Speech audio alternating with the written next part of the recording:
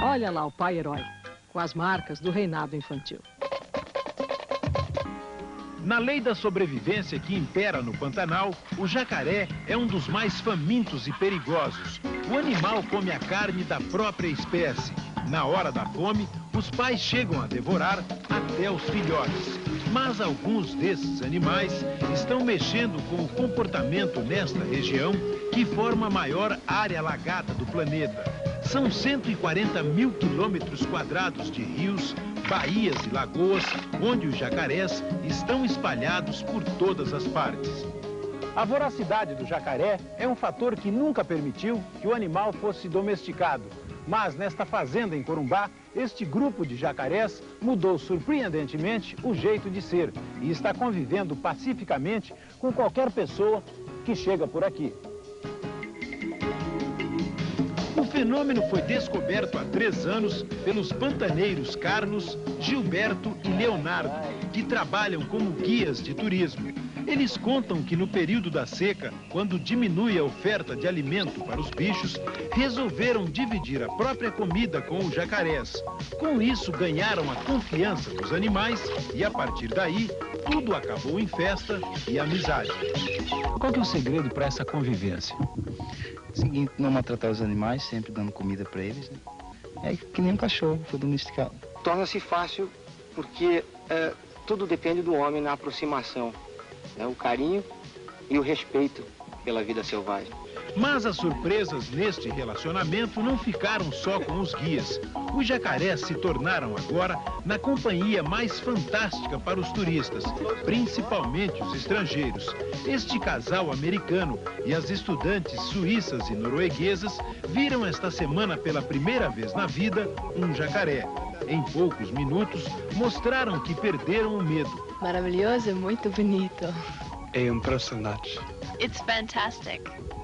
Mas por trás desta conquista, é bom lembrar, esses jacarés são especiais. Eles foram condicionados para ser companheiros. Nós sempre devemos lembrar que os jacarés são os animais silvestres e eles poderão ter um comportamento modificado dependendo da situação ou dependendo do momento. E não sei exatamente qual seria o comportamento dele no período de reprodução, no período de acasalamento, por exemplo. E isso pode levar a algum acidente.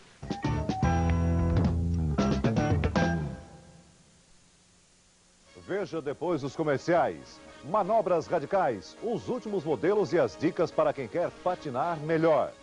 E uma dupla de meninos na realidade virtual. Este é um projeto experimental. Em qualquer pesquisa, pode-se ir fundo nas investigações e ficar literalmente dentro do assunto estudado. Até a biblioteca é de última geração. Além da possibilidade de consultar livros, os alunos podem recorrer ao acervo eletrônico, um completo banco de dados ligado à rede internet. E você pensa que tudo isso é coisa de primeiro mundo? Se enganou. O anfiteatro interativo vai revolucionar o conceito de exposição de palestras. O espaço tem capacidade para 150 pessoas e permite a participação do público através de microcomputadores, onde se pode perguntar ao palestrante ou emitir opiniões individuais. As respostas são enviadas somente ao monitor de quem perguntou ou a todos os participantes simultaneamente. Todas as inovações e tecnologias que constituem o projeto COC Ano 2000 são programas desenvolvidos por profissionais do próprio colégio, o único do país a iniciar esta nova fase pedagógica, a Escola do Futuro.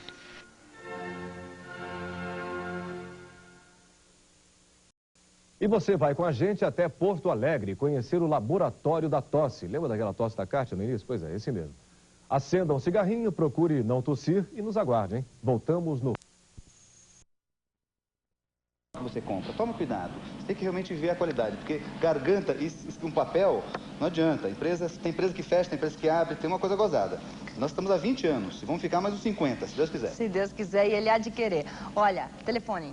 494-3779. Liga, fala, quero saber onde é, tô saindo agora, correndo, tô levando minha rua inteira por aí, porque eu quero que você venda mundo, porque esse cara merece gente assim que esse país precisa. Mara Imóveis, Wagner, você está de parabéns. As mãos têm a mesma habilidade que os pés. No castelo onde já morou o rei João da Inglaterra no século XIII, o rei Juninho vai ter muito espaço para receber os amigos. A sala com lareira faz parte da suíte. Cama de casal para um rei solteiro. Banheira de hidromassagem. O castelo pertence a uma grande indústria química da cidade que ajudou a pagar o passe do jogador mais caro da história do futebol brasileiro. Ele não vai ficar aqui definitivamente, mas escolhe a data e a hora que quer sair.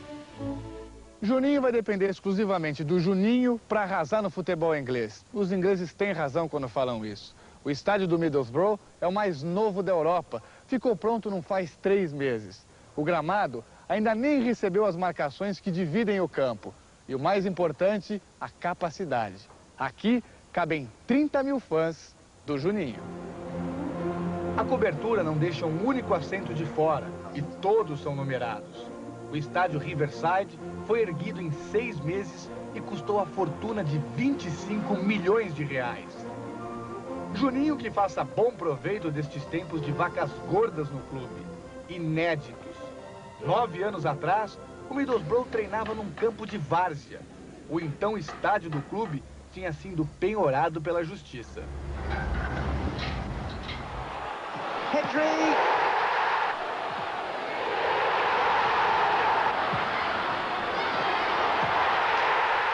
O time só saiu das trevas o ano passado, quando apareceu este milionário, que contratou este ex-capitão da seleção inglesa para ser o técnico, Brian Robson, ou como preferem chamar os ingleses, Capitão Marvel.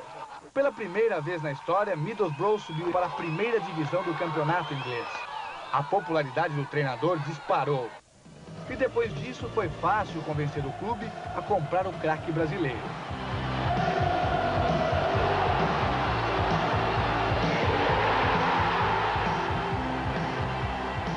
Bem-vindo a Inglaterra, Juninho.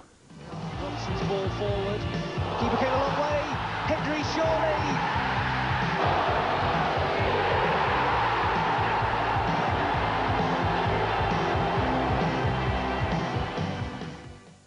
E Juninho dá sorte ao seu novo time mesmo antes de chegar. O Middlesbrough venceu hoje o Sheffield Wednesday por 1-0 e está na 3ª colocação, empatado com o Arsenal. Muita tietagem no Aeroporto Internacional de São Paulo no embarque de Juninho para a Inglaterra. Ele foi vendido pelo São Paulo por 7,5 milhões de dólares. A mãe e a irmã do meia da seleção brasileira estavam emocionadas na despedida. Juninho foi contratado por 3 anos e vai receber R$80 mil por mês.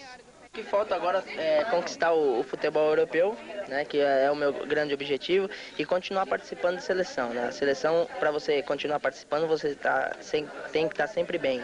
É isso que a gente espera, poder manter o mesmo nível lá também.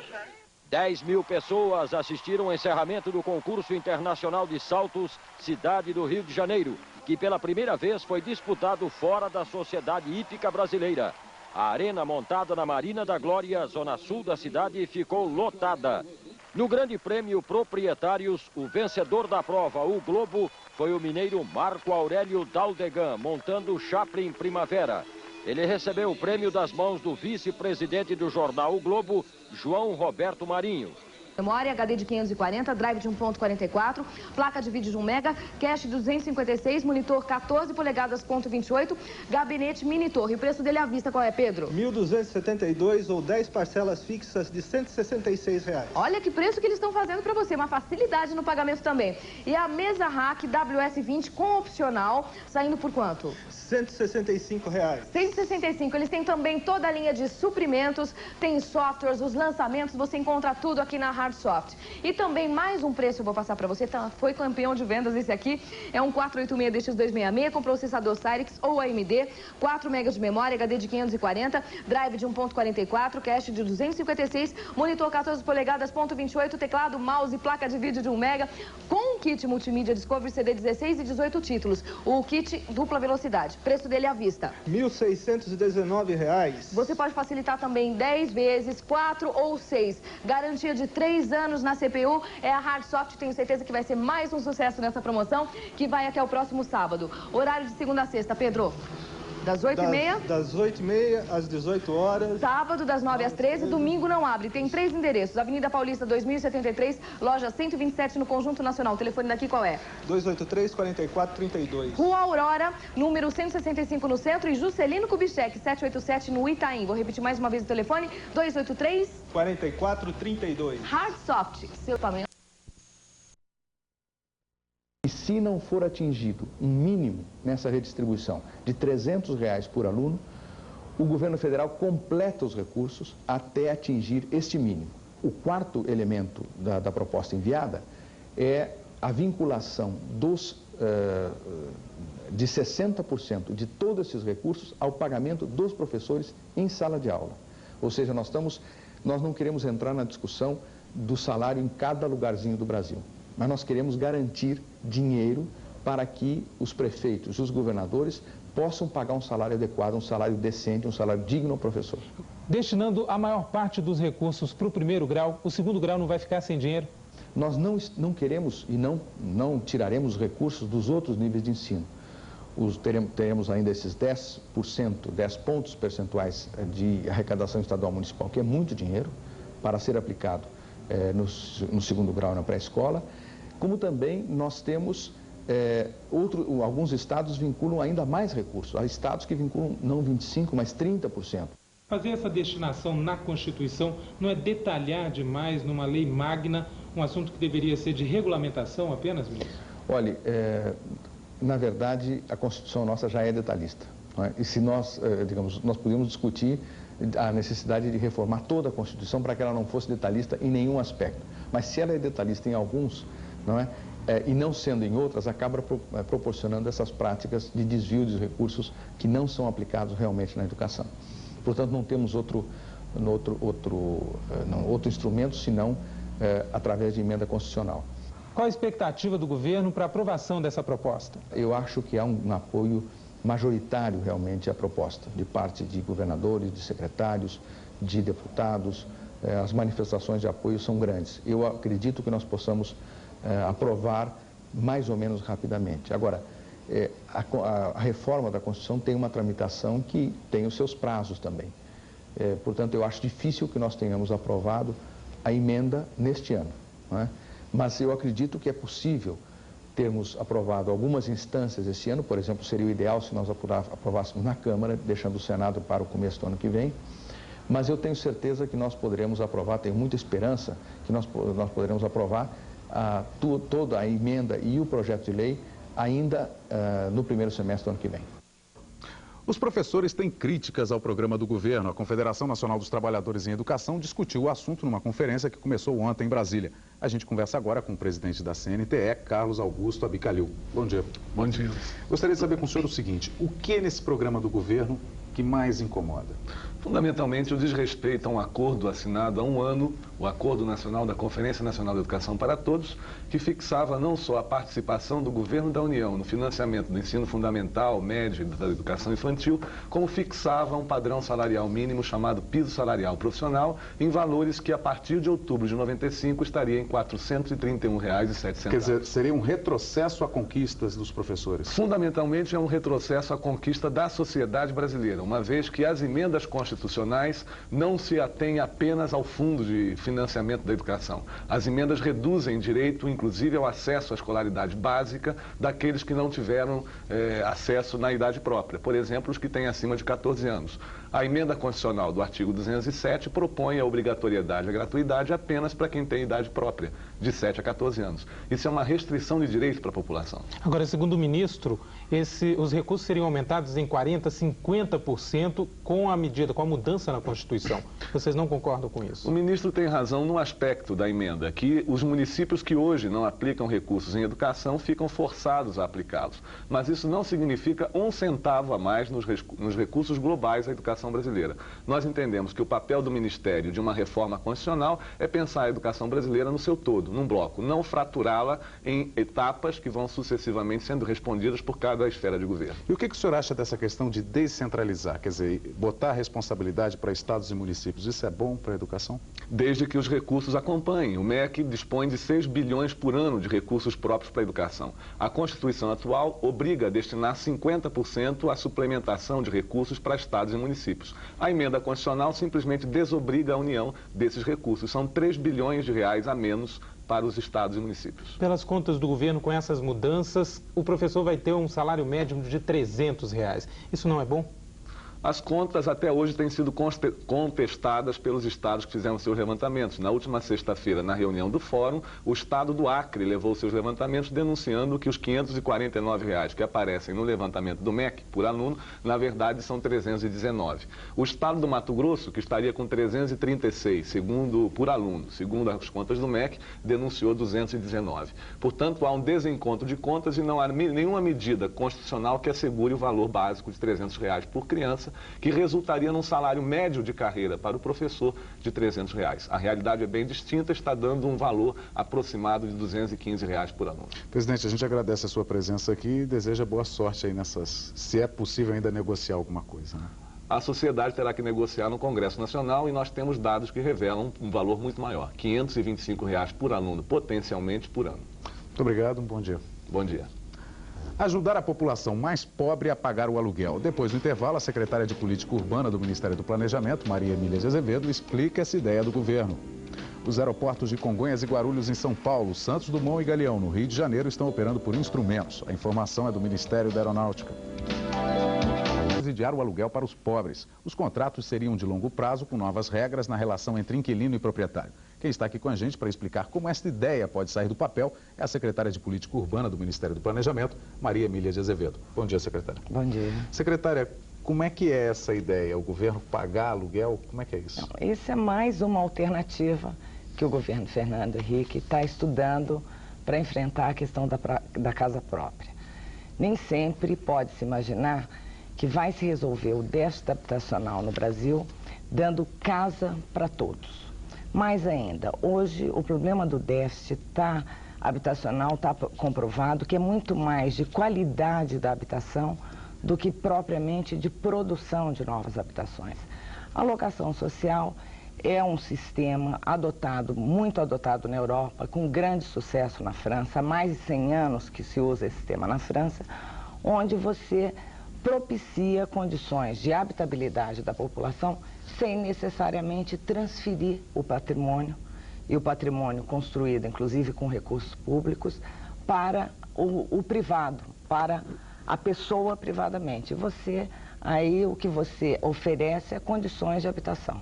Mas se o governo hoje tem pouco dinheiro para emprestar para quem quer o dinheiro emprestado para construir, tem pouco dinheiro para pagar aposentadorias, por exemplo, aqui no país, vai ter dinheiro para pagar aluguel? Não, mas não é questão de pagar aluguel, é subsidiar aluguel e é um recurso menor do que se exige hoje para simplesmente construção e transferência desse imóvel para a população. Um exemplo é importante no país, porque é um país onde você tem muitas diferenças, tanto nos estados, nas situações, como na renda da população. Um exemplo importante é um projeto piloto que está acontecendo, por exemplo, em Santos.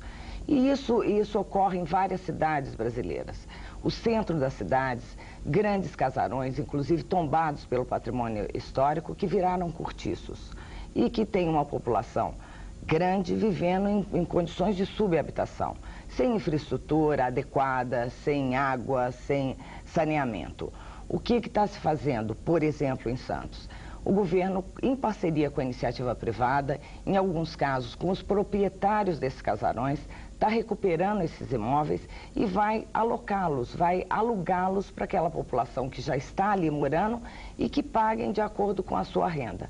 E aí se encontra outras formas de recursos, sejam da iniciativa privada, sejam do governo federal, estadual, que subsidiem esse aluguel. A população não deixa de pagar, mas paga de acordo com a sua possibilidade. Agora, secretária, é bom deixar claro também que isso tudo, por enquanto, é ideia.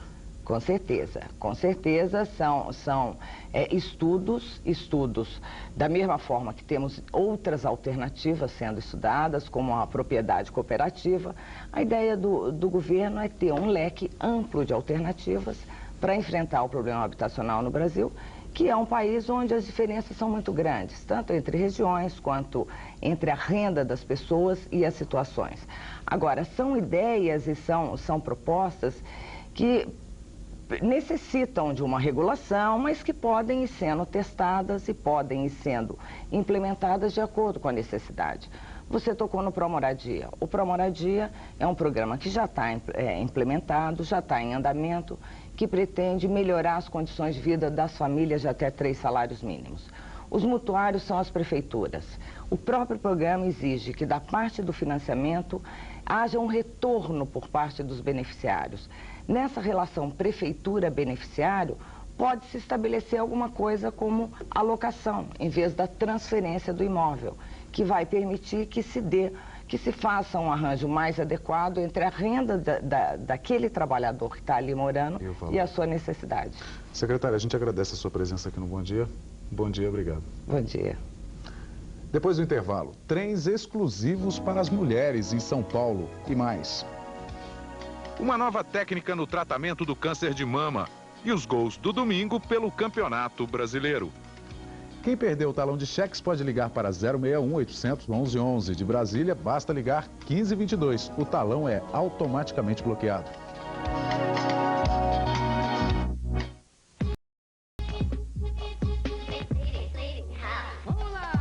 Cidade de Deus é o maior barato. Rap Brasil 2. Em CD, LP e cassete. Som livre. Paula, usando todo o seu charme para reconquistar Carlos. Eu acho que só eu mesmo consigo te fazer perder a cabeça, né? Nesta segunda, 6 da tarde, História de Amor. A distribuição de parte do lucro das empresas entre seus funcionários pode, em breve, se tornar obrigatória. A revista Pequenas Empresas, Grandes Negócios mostra empresários que já adotaram esta política e conseguiram um aumento de produtividade, qualidade e faturamento. Ainda nesta edição, os segredos dos salões de beleza bem-sucedidos.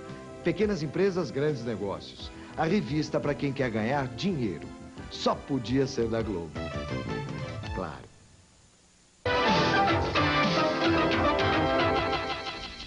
Sete e 22. Uma técnica experimental revoluciona o tratamento do câncer de mama. A equipe do Hospital Albert Einstein, em São Paulo, vem conseguindo bons resultados através do autotransplante de células da medula óssea. O tratamento dispensa anestesia geral. O médico Arthur Katz apresentou a técnica no Congresso Brasileiro de Oncologia, que terminou ontem em Belo Horizonte. O Dr. Katz conversou com a repórter Leila Ferreira. Quando se utiliza uma quimioterapia de alta dose, existe uma lesão muito importante, na maior parte das vezes irreversível, da medula óssea que é exposta a essa quimioterapia de alta dose como se fosse um dilúvio. Nós precisamos então, antes que esse dilúvio aconteça, colher algumas células que sejam capazes de repopular essa medula após o transplante, após a quimioterapia de alta dose, como se fosse uma arca de Noé. Então nós conseguimos colher essas células do sangue.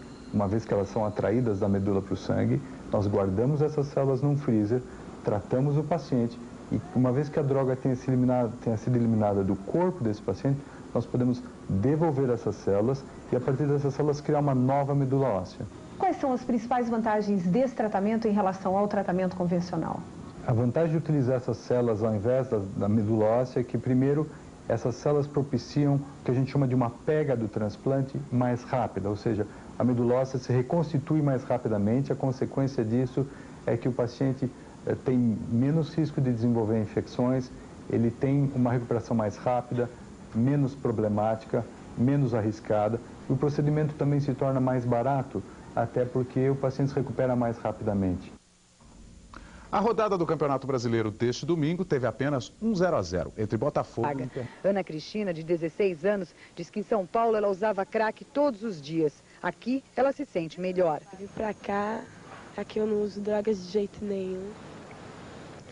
Aqui é uma curtição, né? O governo do estado lançou a campanha SOS Criança nas Estradas para acabar com o vai e vem de menores nas rodovias paulistas. Mas conversando com esse grupo, a gente percebe que o trabalho deve ser reforçado nas estações rodoviárias e ferroviárias.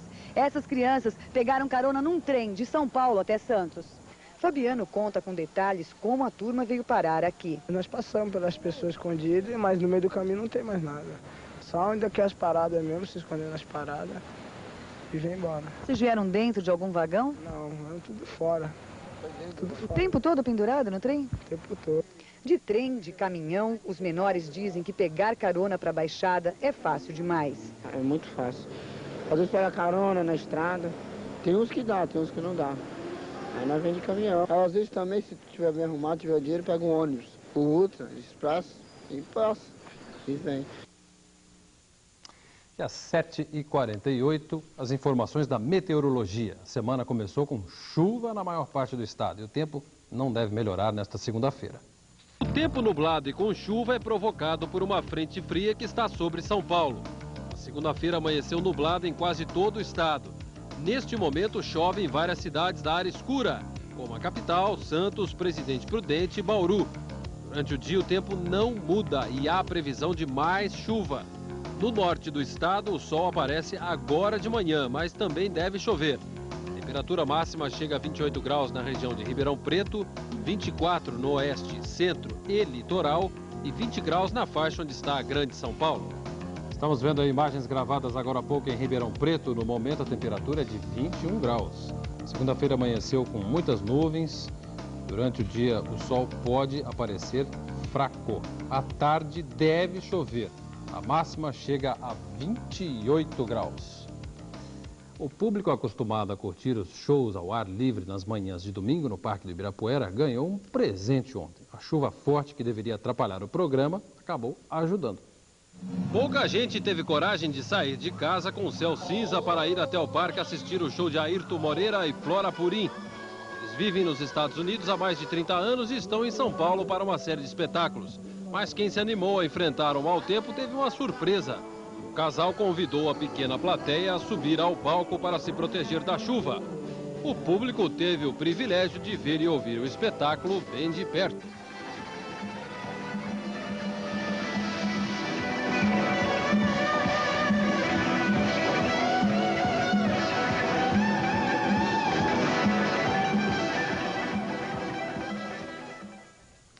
Confira em instantes. Corinthians e Guarani vencem e